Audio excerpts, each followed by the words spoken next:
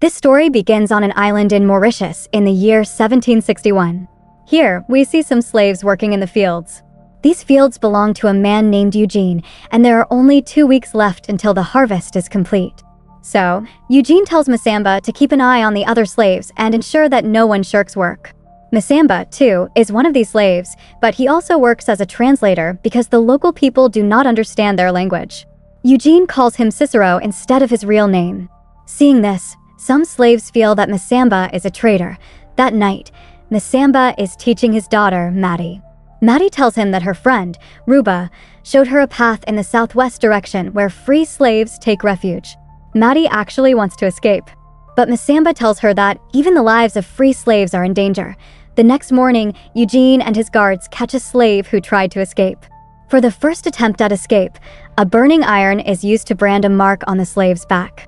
If they are caught trying to escape a second time, their ears and hands will be cut off. Masamba is asked to translate and relay this warning to all the slaves. Just then, a man who was caught escaping for the second time has his ears cut off. After this, Eugene orders Masamba to remind everyone that the punishment for a third escape attempt is death. Now, at night, Masamba sees that Maddie is being abused by some guards, which causes her to have panic attacks. He tries to calm her down by holding her to his chest and praying until she calms down. But Maddie doesn't want to remain silent anymore. She says they should kill the overseers and escape. She is sure that the other slaves will agree with her because they see Masamba as a leader. But Masamba refuses, prioritizing Maddie's future, hoping that by associating with their master, she might one day get a job somewhere far away as a seamstress, which would allow her to escape from fieldwork. A few days later, Masamba is called to Eugene's house, where Eugene is having dinner with some very important people. The governor knows that Masamba can speak both languages.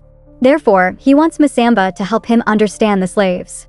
The governor asks him if black people should be freed. But Masamba, out of fear, replies that black people are only made to serve. The governor gets angry seeing Masamba speaking with his head held high, and Eugene immediately throws him out. Eugene's son, Honoré, explains that he was the one who trained Masamba because he grew up on this plantation, and he quickly understood that some slaves were trying to advance. By training Masamba, he became convinced that black people are also human. The governor mentions Madame la Victoire. Madame Victoire is actually a woman who hunts runaway slaves. They argue about this, and Honoré has to silence himself to save Eugene from trouble. But the governor feels that Eugene is not controlling this area properly. Now, after the governor leaves, Eugene slaps Honoré because he should not have argued with the governor. After this, he calls Masamba and says that all his privileges are over. Now, he will cut sugarcane like the others and will not stay with his daughter. Maddie will now stay at Eugene's house, and if Masamba makes any trouble, Eugene will kill Maddie. When Maddie learns this, she tries to kill herself, but Masamba stops her and sends her home. A little later, Masamba hears dogs barking. He quickly runs outside and sees a guard burning in fire. But Maddie is not there. Other guards say that Maddie has escaped. The next morning, the guards tell Eugene that they could not find Maddie. Then Eugene says, "Call Madame la Victoire." Honoré obeys him, but he requests that she not be too harsh on Masamba. Masamba doesn't know where Maddie went, but he is tied up and whipped for a long time to make him speak. Just then, Madame Victoire arrives with her sons, Baptiste and Joseph. She refuses to take Eugene's money. Victoire asks Masamba and says that she will bring Maddie back alive because she believes in punishment. Masamba swears that he knows nothing. Then they bring Maddie's friend, Ruba, and because she is pregnant, they dig a hole in the ground for her belly. Now, with just one hit on her feet, Ruba reveals that Maddie has gone to find Fabumi village. Victoire has heard about this village and she immediately sets off. The dog, led by the smell of Maddie's clothes, chases her into the jungle. Now, until Victoire finds Maddie's footprints on the ground, she will not rest. She must find out who Maddie met, no matter what. A few hours later, they see a distant hill, but she finds no further path. Then she decides that she will climb up and wait. Masamba is imprisoned in a small cell in the fields with an iron mask on his face. He tells Ruba, "Help me," but Ruba refuses to help him. After this, in the evening, Ruba silences the dogs by feeding them and secretly helps Masamba escape from jail. Masamba escapes without being caught because the dogs are sleeping. The next morning, Victoire's sons think that Maddie is gone and they are just wasting their time. but Victoire says, "Be patient." On the other hand, we are shown that Masamba reaches a jungle and stops to drink water from a river. He tries very hard to remove the iron mask on his face, but the mask is so tightly fitted that he cannot take it off. So he picks up a stone and, after hitting the mask with the stone for a long time, he breaks the lock and throws off the mask. Now, after this, he finds the right path with the help of sunlight and shadows. That night, Victoire scolds Honoré for eating like a savage and forces everyone to pray. She explains that God has always saved her. Honoré knows her whole story, that she was abused as a child and forced into marriage, and she is the first divorced woman on the island. But Victoire believes that, according to the church, black people do not have souls. At night, Masamba dreams that his wife is with him. The next day, Masamba climbs a hill and Victoire spots him. Now, as he walks among the trees, he hears a voice from somewhere, and he follows a black man. Victoire's group has come into the jungle to find them. They all hide, including a woman with her child. Now, when a child starts crying, Baptiste hears it and the slaves have to flee from there. Then Edie hides the woman and gives Masamba his dagger. Then Baptiste fires shots at them, but his aim misses and Masamba pushes him to the ground. Masamba tries to knock him unconscious. But just then, Honoré calls his name and tells him to surrender. Then Edie comes from behind and cuts Honoré's throat. He tells Masamba to do the same and runs away himself. Masamba cannot kill Baptiste and runs away, and now Joseph is after him. Masamba runs fast. Then a man named Rodo saves him and hides him. Now, when Joseph leaves, Rodo tells him that he is also looking for Fabumi village. They both stop in a cave where Rodo shares food and a shirt with him. He tells him that he fought for France and was a citizen there, but here his papers of freedom were burnt. On the other hand, we are shown Victoire, who sees Honoré's dead body and consoles him. Baptiste says that the slaves abandoned him, but they don't like this idea. The next morning, Victoire says that they must continue the hunt. Then Baptiste refuses to go further and returns with Honoré's body.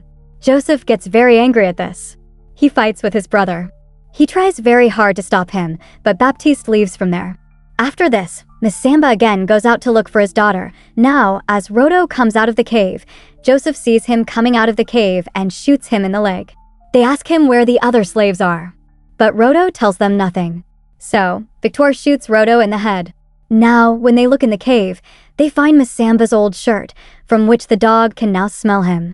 In a short while, the dog finds Masamba and attacks him. Both fall down from the waterfall. Masamba kills the dog with a stone and runs away somewhere in the jungle. Masamba is very injured. His blood is flowing. At night, Masamba again dreams of his wife, who gives him courage. The next day, Masamba reaches a beach where a boat was broken due to a storm. Then he sees that some survivors are hidden there. He finds Maddie there and embraces her. Masamba promises her that he will help her find Fabumi village. After this, Victoire and Joseph also reach the beach and see the dead bodies. They follow Masamba's footprints. On the other hand, Masamba and Maddie make a plan. At night, Masamba performs a ritual and asks for strength to fight his enemies. On the other hand, Victoire and Joseph are camping. Then someone attacks them in the dark. Joseph is rattled by this sudden attack, and he starts firing bullets here and there. This allows Masamba to know his location, and Masamba injures him with a dagger. Joseph is very badly injured by this attack. Therefore, Victoire, seeing her son in pain, kills him herself. After this, she also shoots Masamba in the shoulder and attacks him with a dagger. But before she could kill Masamba completely, he disappears from there and comes from behind to kill Victoire. The next morning, Maddie tries to wake her father, but he is very injured and falls down. Maddie screams for help.